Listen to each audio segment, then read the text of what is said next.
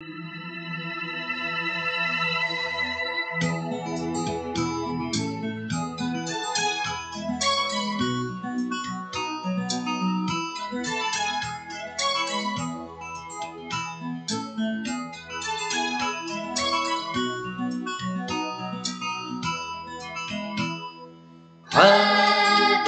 d'un monde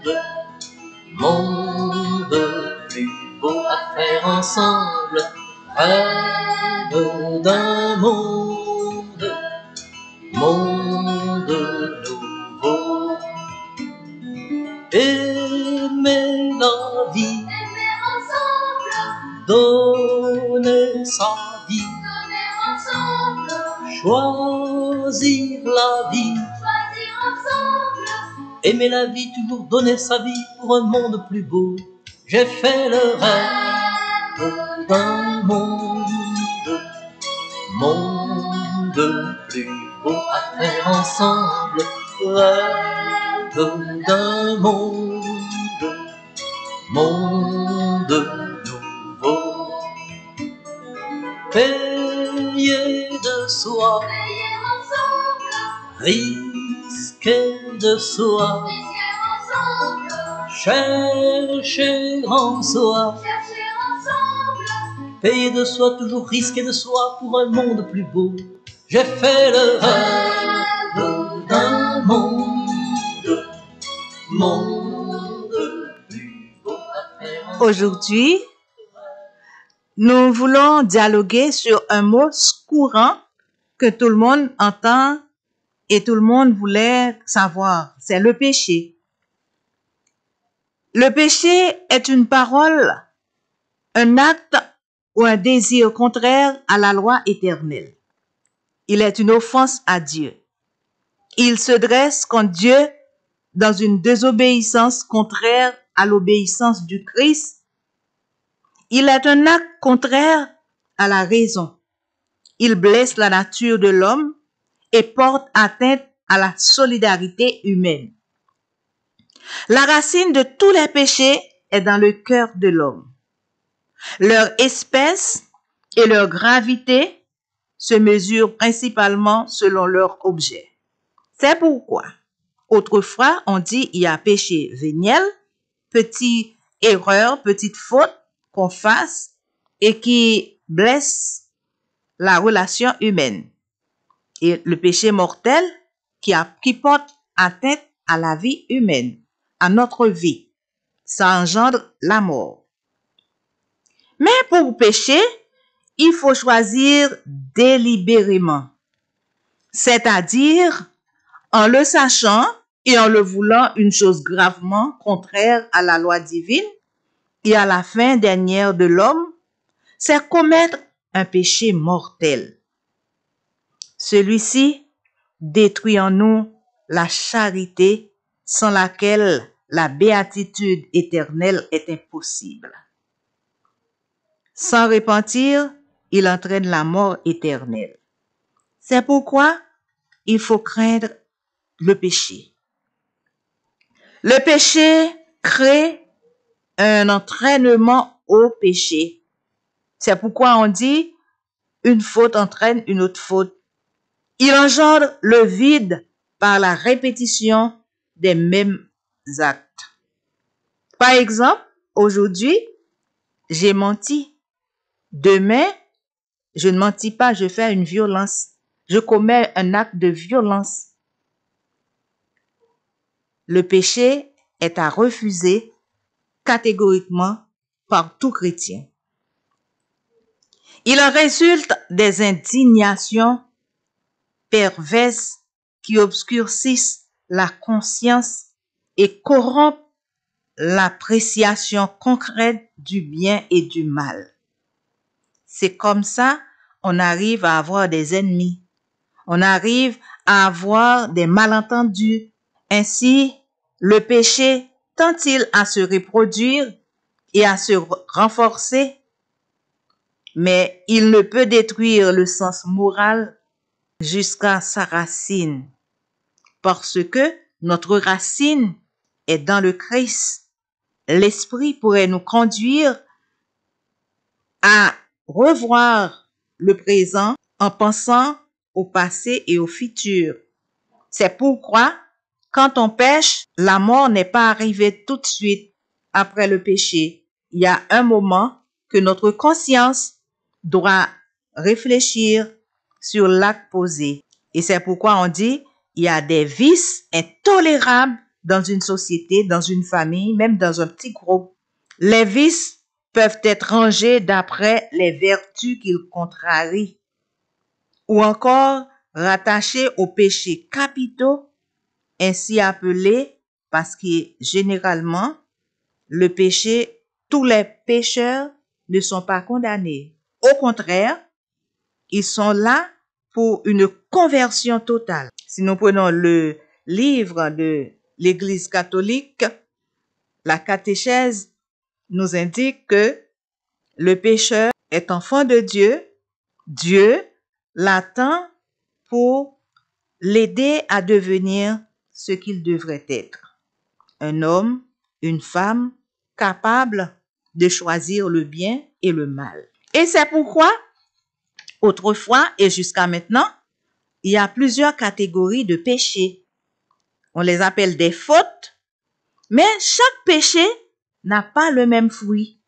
Et chaque péché n'a pas le même poids. Ça ne pèse pas dans le balance que nous faisons. La balance que nous avons, nous les hommes, ne font pas ce que Dieu fait. Les balances des hommes jugent et Dieu aime. Parmi les péchés, nous pouvons dire il y a plusieurs catégories. Par exemple, l'orgueil est un péché.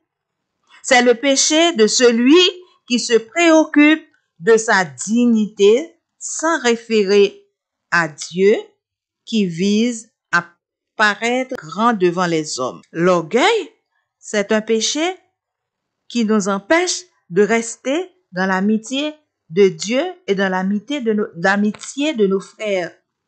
Mais l'orgueil a des fruits.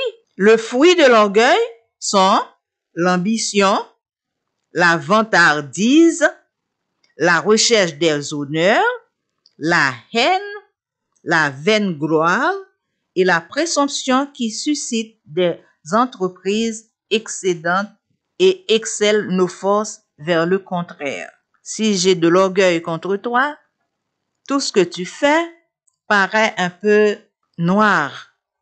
Et moi, tout ce que je fais, même si ce n'est pas correct, paraît comme une sorte de gloire. C'est l'orgueil.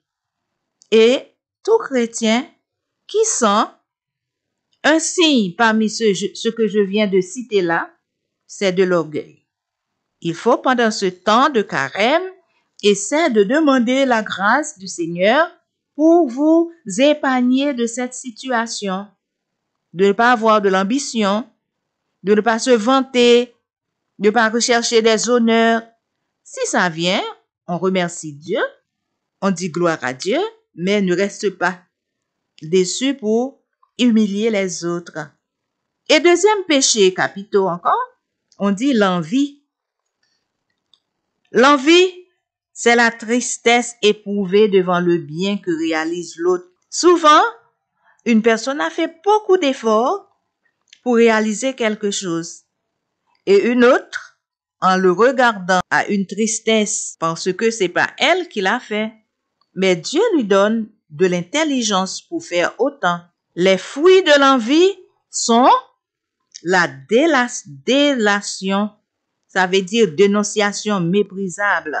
La personne, au lieu de aider l'autre à grandir, il continue à le dénoncer. La diffamation, salir la réputation de l'autre. La calomnie, péché contre la vérité, contre la charité et contre la justice. Mauvais dessein, faux témoignage, la joie perverse devant le malheur d'autrui, la mauvaise humeur, la haine. Tout ça, ce sont des fruits d'une personne qui a le péché qu'on appelle l'envie. Et il y a la colère. La colère, il existe un instinct qui nous fait repousser toutes nos forces, ce qui s'oppose à nos convictions, à ce que nous croyons, à ce que nous voulons. Il est souhaitable que nous nous enflammions d'une sainte colère contre les obstacles à notre épanouissement social, moral, spirituel. Car la résignation nonchalante en face du mal n'est pas chrétienne. Cependant, la colère peut devenir une faute grave lorsqu'elle dépasse la juste mesure. Par exemple, avec une forte colère, on peut atteindre à la vie et arrive à un péché mortel. Et quand cela arrive, vous êtes en pleine situation de justice et d'injustice. Pourquoi je dis justice? Parce que vous-même, vous voulez être dépassé par l'autre et vous êtes dépassé par votre façon d'agir. Injustice, l'autre est atteint et perd sa vie, perd sa réputation. Donc, la colère est à éviter. Quand on s'irrite pour des motifs insignifiants, quand on ne se maîtrise plus, quand on perd la possession tranquille de ses actes, il faut faire silence. Il faut essayer de rester dans une situation de faible. Pourquoi? Parce que vous n'avez pas l'autorité sur l'autre. La colère n'engendre pas la paix. La colère incite à la violence. Donc, le fruit de la colère, c'est l'impatience, les disputes, l'indignation, les insultes et l'irrespect de l'autre, les altercations, les coups, les imprécations, les dissensions, les scissions. Tout ça ne rentre pas dans une vie de paix. Ça engendre la violence. C'est pourquoi la colère est un péché à éviter. Donc, les fruits de la colère nous incitent à devenir violents. Quand on se met en colère pour des motifs insignifiants, il faut un confrère, une sœur, un voisin essaie de vous aider à revenir à vous-même, car vous perdez votre maîtrise personnelle. Et là, Dieu vous attend sur le chemin de la conversion. D'autres péchés qu'on appelle avarice. Peut-être beaucoup d'entre vous entendent ce mot avarice. C'est la poursuite désordonnée des biens terrestres. De nos jours, peut-on dire que l'avarice a sa place dans un monde qui souffre, dans un monde qui a besoin d'entraide, qui a besoin de charité fraternelle? L'avarice, ce péché, nous incite à acquérir des richesses, les augmenter toujours et les retenir passionnément. L'avarice, à son plus haut degré, voit dans les biens terrestres sa fin dernière, car l'avarice n'emmène pas à une vie durable. L'apôtre Paul l'appelle idolâtrie. Oui, Saint Paul appelle l'avarice un péché d'idolâtrie. Vous acquiescez des biens qui deviennent des idoles pour vous et votre frère, votre sœur, vos voisins, les personnes que vous côtoyez dans le besoin, vous ignorez leur existence. Et si nous allons ouvrir notre Bible dans le Nouveau Testament, dans la Bible, dans Éphésiens, chapitre 5, verset 5, il nous incite à aimer Dieu par-dessus de tout. L'idole ne peut pas nous entraîner à la vie éternelle. Et chacune vit pour avoir une fin agréable, capable de se reposer dans la louange, dans la paix. Mais avec l'avarice, Saint Paul nous conseille de nous débarrasser de ce péché, de voir plutôt la vie fraternelle, la vie familiale, communautaire, le partage. Mais le fruit de l'avarice sont la tricherie pour avoir beaucoup, la dureté envers les autres pour faire de l'injustice, le vol, le manque de scrupules dans le choix des moyens, l'adhésion aux fausses morales, l'insensibilité au bien de l'Esprit Saint et de l'âme. Notre âme est pacifiée par l'Esprit. Alors, le péché avarice nous pousse à oublier notre âme et vivre pour notre corps et ce que nous ramassons qui sont périssables. Et l'autre péché, c'est la luxure. La luxure, si on peut le définir, c'est le plaisir sexuel le plaisir sexuel a été accordé par le Créateur à la nature humaine pour vaincre la répugnance des parents devant les soucis et la peine que l'enfant apporte avec lui et pour maintenir en éveil l'attraction mutuelle. C'est ce qu'on appelle l'éros. Des époux, la luxure est la volupté désirée pour elle seule et à laquelle on se livre avec frénésie. L'obsession, alors, les sources d'une corruption inexprimable, le vin de souffrance et de péché, et on tombe dans le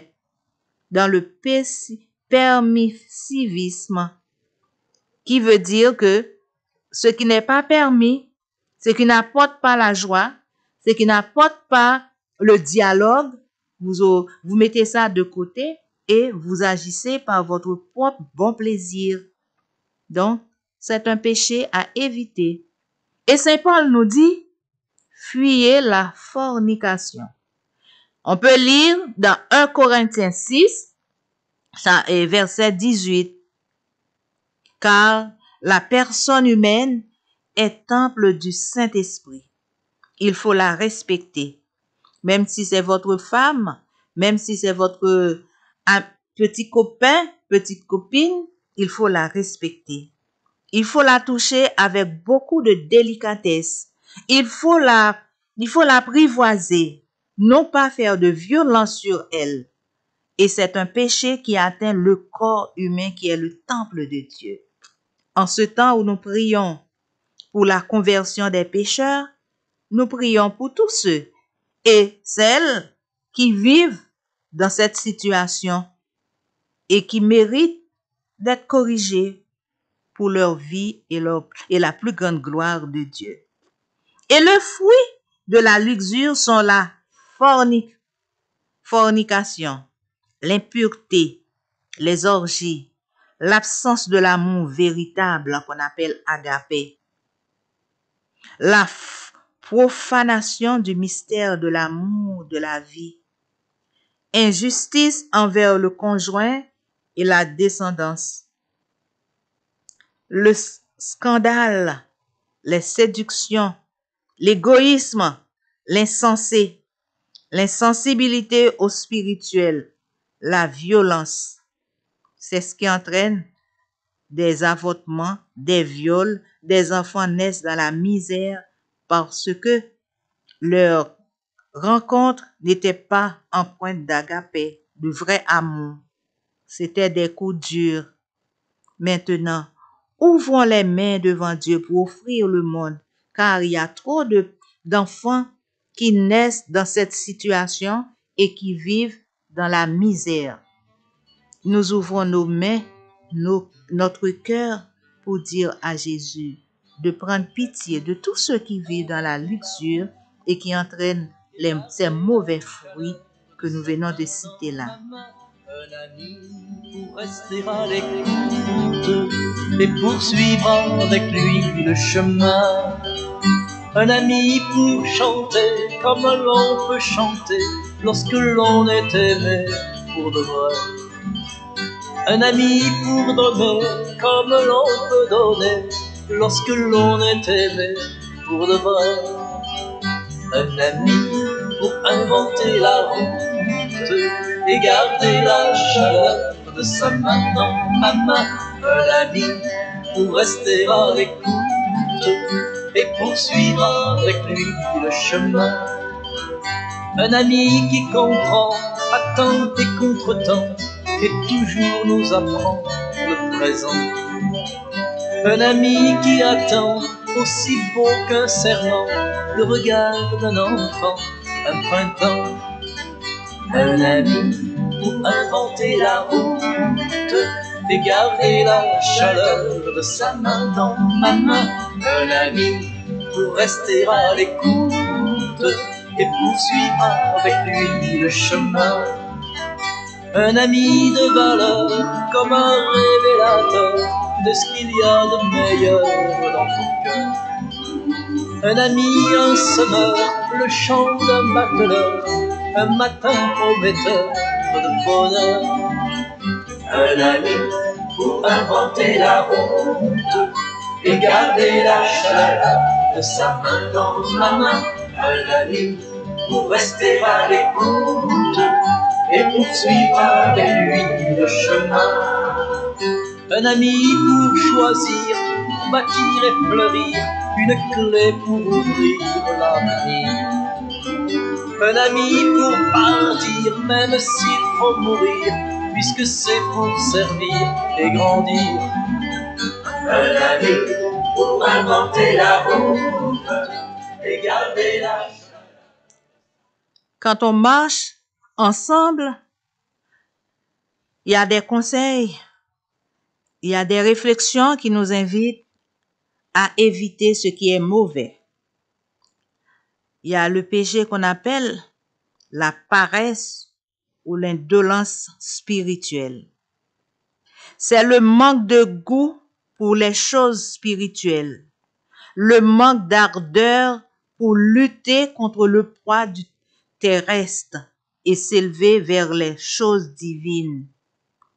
Indifférence face à l'amour de Dieu, à la joie d'être à Dieu, aux choses qui regardent Dieu. Chagrin ou affliction lorsqu'on est appelé à la suite de Jésus. C'est pourquoi aujourd'hui, quand nous regardons notre vie, Dieu nous parle. Dieu nous invite à faire des choses extraordinaires pour le ciel. Mais nous préférons parfois de faire des choses périssables pour la terre. Car l'amitié de Jésus ne nous intéresse pas. Et pourtant, Jésus s'intéresse à nous. Jésus ouvre grand les yeux sur nous. C'est pourquoi toujours on dit le regard de Dieu est posé sur nous. Mais quand on est laissé pousser, traduire une sorte de fuite de la paresse, et le fruit de la paresse nous porte au découragement, l'abandon des préceptes gênants comme l'obligation d'assister à la messe dominicale. Même si on veut, mais le désir de sortir de notre lit, le désir d'aller écouter la parole de Dieu, car on dit le dimanche est le jour du Seigneur et nous sommes restés infidèles à ce jour-là. Ce sont des fruits qui ne portent pas de bons arbres, car ce fruit-là pourrissent. Ces fruits de la paresse pourrissent quand on n'assiste pas à la messe et on passe des semaines sans réfléchir sur la parole de Dieu, sur notre vie intérieure. Nous devenons infidèles, inconstance et bavardage. L'activisme, ça veut dire qu'il ne laisse pas le temps pour la prière, mais on laisse le temps pour raconter et pour écouter tout ce qui se passe dans le monde sans penser à Dieu qui nous a donné cette vie gratuite. Oui, Dieu nous aime tellement, il nous dit, bien vivre n'est autre chose que aimer Dieu de tout son cœur, de toute son âme et de toute agir. C'est un saint qui s'appelle Saint Augustin, qui était un grand théologien, mais qui a reçu sa conversion grâce à la prière de sa mère. Il nous dit, bien vivre n'est autre chose qu'aimer Dieu de tout son cœur, de toute son âme et de tout son agir. La paresse ou l'indolence spirituelle ne nous laisse pas le temps pour aimer Dieu en profondeur. Aujourd'hui, dans cette rencontre, je vous invite à faire une place pour Dieu, à laisser une place pour Dieu, car notre vie est courte sur terre et très longue quand nous laissons cette terre. Et d'autres péchés, pour terminer, c'est la gourmandise. La gourmandise. Poursuite excessive et incontrôlée des plaisirs de la table, pour eux-mêmes, au-delà de ce qu'il faut consommer pour vivre, sans gêne, sans respect pour son corps et sans souci de sa satiété des autres. Par exemple, on peut avoir beaucoup de choses à manger, même si l'autre est à côté de nous, nous l'ignorons. Et nous voulons manger en tout le temps, et sans penser que notre corps a une quantité de nourriture à absorber, et il y a une autre quantité qui est surplie et qui entraîne la maladie, l'indigestion. Donc, la gourmandise physique, il n'y a pas seulement la gourmandise physique, il existe plusieurs sortes de gourmandise.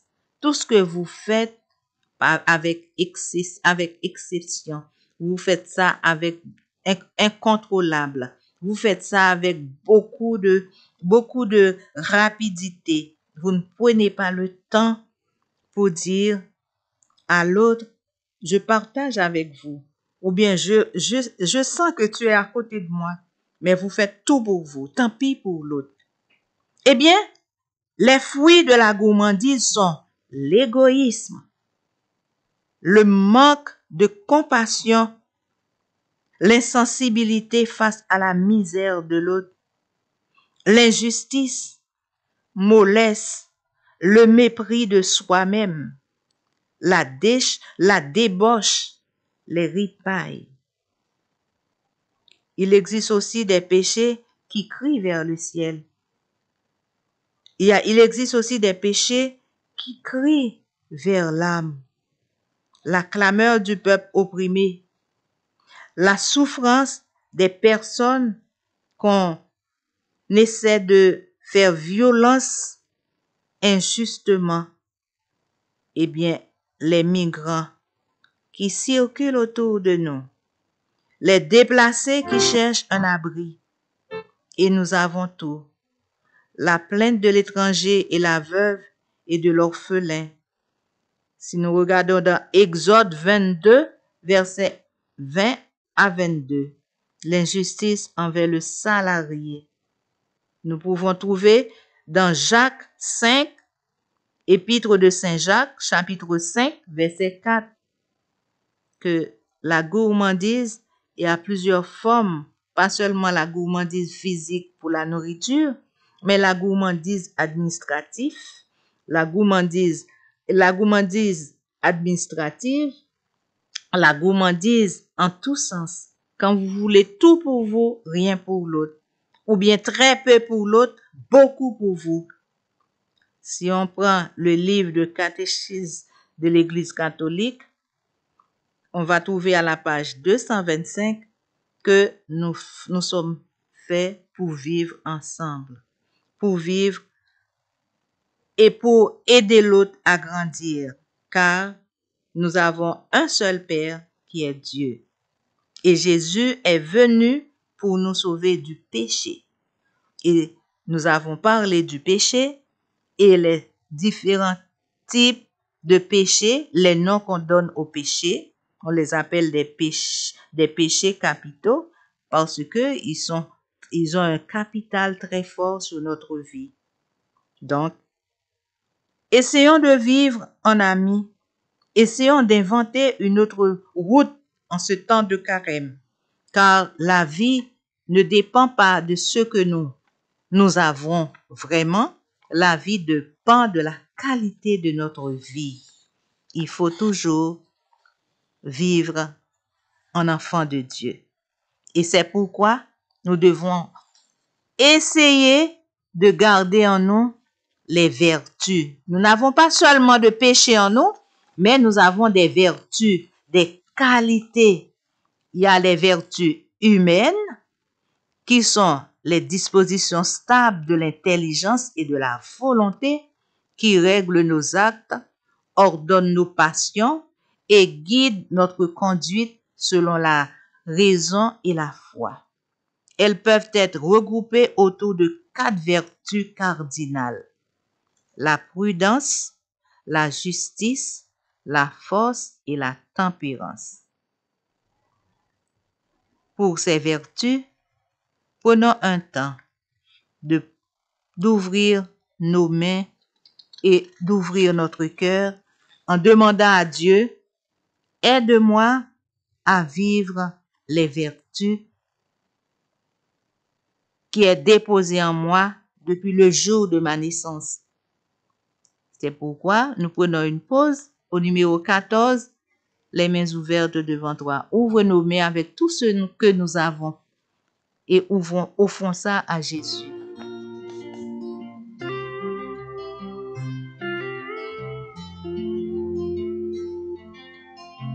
Je viens vers toi les mains ouvertes, avec ma faim, t'offrir ma vie. Tu viens vers moi les mains offertes, avec ce pain, m'offrir ta vie. Tu n'as cessé d'être à l'écoute au long des jours, au long des nuits, la nourriture pour la route, tu peux l'offrir, tu l'as promis. Je viens vers toi les mains ouvertes, avec ma faim, t'offrir ma vie. Tu viens vers moi les mains offertes, avec ce pain, m'offrir ta vie. Tu m'as cherché